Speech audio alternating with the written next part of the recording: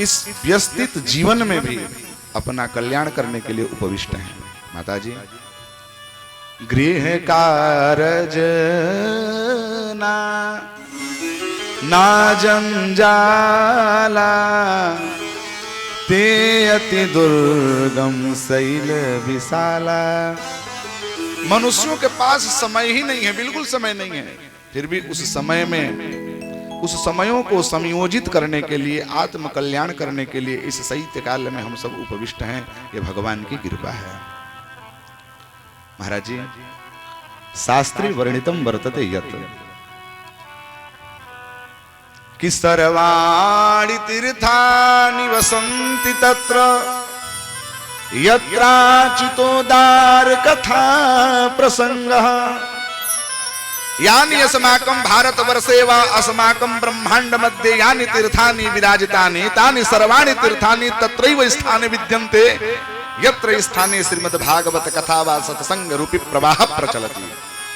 संस्कृतम अवगच्छन्ति वा खलु? भोजपुरी समझ में आवेला ना? चलिए तब ठीक है। अहम तो स्वकीय सौभाग्यम मन्ये यतो हि भवताम गृहे बहवः शिक्षकाः अध्यापकाः विद्यन्ते। हमें अतएव हम किंचित संस्कृत में वो बता।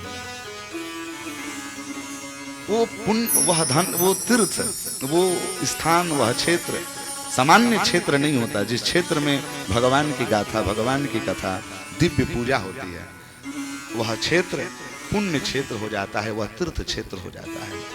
और शास्त्र कहते हैं कि जो तीर्थ में जाकर के जो हम फल प्राप्त करते हैं, यहाँ से बनारस जाएंगे, यहाँ से हरिद्वार जाएंगे, वृंदावन जाएंगे, अन्य अन्य तीर्थों में जाना कितना समय लगता है, कितना अर्थ का संयोजित होता है, कितना अर्थ उसमें संलग्नित होता है। लेकिन संत कहते हैं कि जो तीर्थों में जाकर के पुण्य व्यक्ति फल प्राप्त करता है, वो केवल भगवान की कथा सुनने के लिए कथा पंडाल में उपस्थित हो जाए तो सारा पुण्य उसको मिल जाता है। बोलिए भक्त वत्सल भगवान। ये सामान्य चीज नहीं है। आप लोगों को दिखाई नहीं दे रहा हो, हमें भी नहीं दिखाई दे रहा हो, लेकिन यत्र यत्र रघुनाथ कीर्तनम तत्र तत्र कृतमस्तकांजलिम। जहां पर भगवान की कथा होती है, समस्त देवी देवता विद्यमान हो जाते हैं। भगवान श्री हनुमान जी तो दौड़े दौड़े चले आते हैं।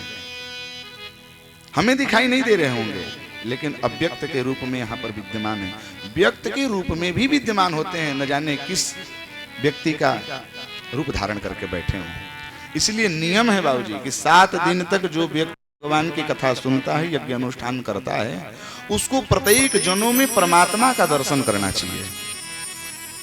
काम क्रोधम मदम लोभम हिंसाम परित्यज्य च।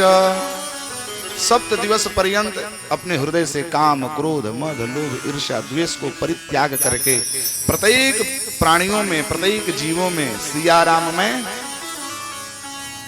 अरे भैया बोलेंगे तब न सुनाई देगा जी, हम तो बोलने के लिए बैठे ही हैं। सिया राम मैं सब जग जानी, करऊं प्रणाम जोर जुग पानी। सिया राम मैं सब जग जानी, करऊं प्रणाम जोरे जुग पानी। सिया राम मैं सब जग जानी, सिया राम मैं सब जग जानी। सिया राम मैं सब जग जानी।